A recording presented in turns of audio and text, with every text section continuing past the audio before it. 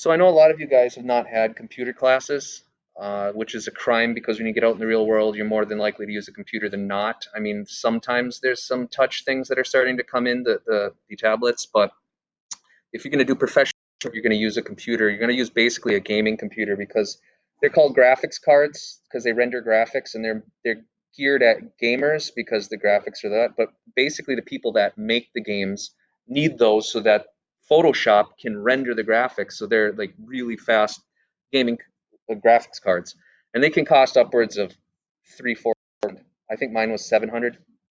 Um, so when you start to use Photoshop and things like this, you're going to want to use these because they're quicker. Control A equals select all, Control C copy, Control X cut, Control V paste, and Control Z equals step backwards. For the rest of this class, anytime we do that, I'm just going to use these because it'll help you guys get used to doing that. So I've already done some of this. So Control A, let's see, Control V. Let's start with cut. Let's cut something. I'll get a lasso. Oh, this is not working well for me. Oh, that's that thing. Okay, I don't want that anymore. I want this. So let's go Control Z. There, now it's not up there. Control Z goes backwards, so it was kind of fighting against me. But if I take a little area like this, I can hit Control, that's cut, okay? I can hit Control V, that's paste, it goes back in. I can hit Control, I can go and get a thing like this, and I can hit Control C, which is copy, and then I can Control V it again, and it should be, oh, I gotta get the pointer. Should be right here, see? I'd made a little box and copied it. So all that cool stuff. And like I said, Control Z goes, that only really works in Photoshop, but the Control Paste ones work in almost every program. The other thing that we were going to talk about was eyedropper. No, that was the other day. We're going to talk about the magnifying glass. That's an important one, and the new file. So we'll do that really quick. So the magnifying glass is this little buddy, and he brings it out. So if you hold down Alt, it turns it to a minus. Take your hand off Alt, it goes in. So you can go in and out.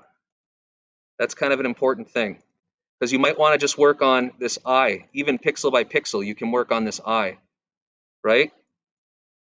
So that's something that's kind of important. I like to have it at about where the screen's at.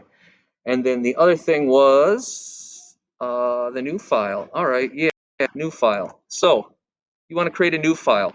I'm going to do that with the cut. So I'm going to cut this. Control X. Work for me. The area is empty. Okay. Why is the area empty? Let's cut. Control then. Copied area is empty. What does that mean? Oh, background. See how I screwed up? I just taught you something. I'm on the wrong layer. Okay. Control A, Control copy. So I just copied everything. Let's make a new file. You do a new file. If you've just done a copy, it'll make it the size to fit exactly what you cut. So if I create this and paste it, boom, it'll fit exactly what I cut. And I only had that layer. As you see in this one, I only had that layer selected. So what did it do? I'll make this so you can't see it. It literally just cut that and moved that over here. So when you screw up and you're wondering, why isn't this working? Why isn't this working? It just happened to me. Great video. How many times I've been frustrated and I was on the wrong layer. Of course it's empty because it's an empty layer. So there you go.